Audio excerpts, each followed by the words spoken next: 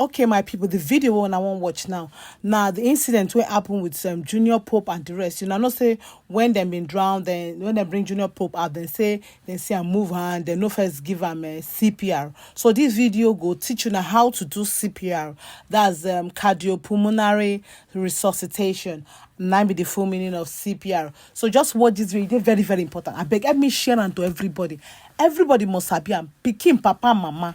I beg. Then the second thing I do is to reach out for your phone.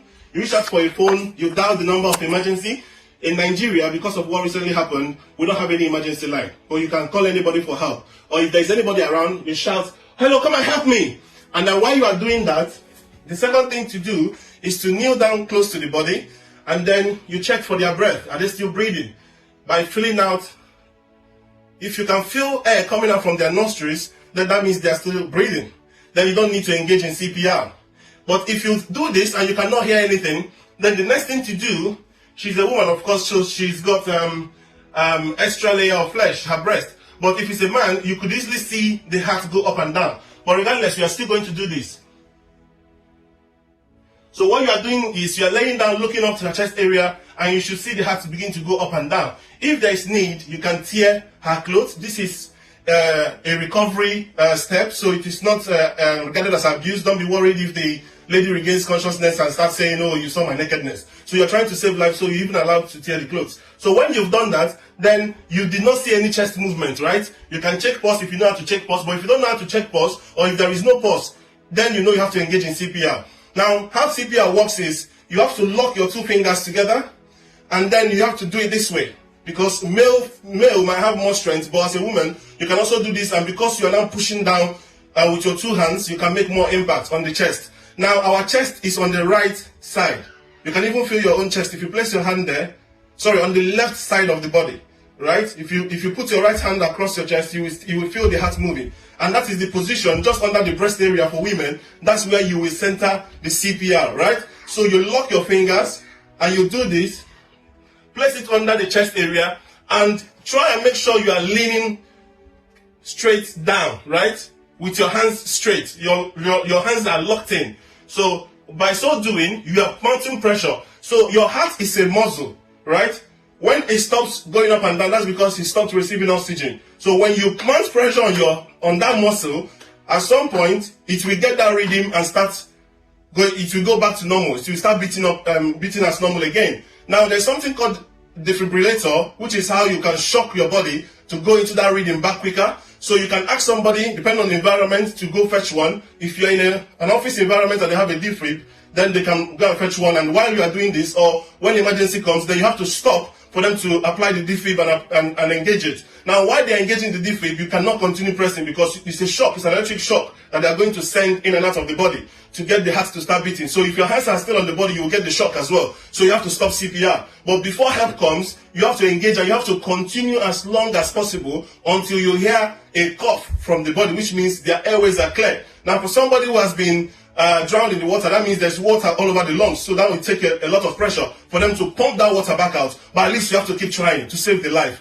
Whether that person collapses in the football field or whatever, you have to do this. And this is common training that is being taught to every citizen. So again, let's start. Now, because she's alive and now she's my wife, I'm not going to put the full impact, right? But you lock your fingers, you start doing that. 1, 2, 3, 4, 5, 6, 7, 8, 9, 10, 11, 12, 13, 14, 15, 16, 17, 18, 19, 20, 21, 22, 23, 24, 25, 26, 27, 28, 29, 30. Now, after this 30, you can see she's coughing.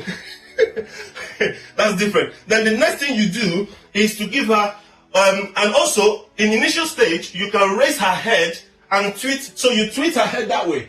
So what you are doing by raising her head, that's actually one step that I missed.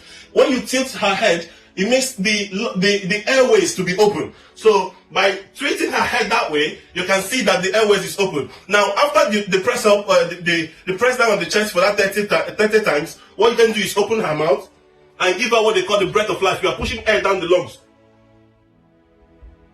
So 2 short breaths, close her mouth, and then go back to the pressing, right? You continue pressing. 1, 2, 3, 4, 5, 6, 7, 8, 9, 10, 11, 12, 13, 14, 15, 16, 17, 18, 19, 20, 21, 22, 23, 24, 25, 26, 27, 28, 29, 30.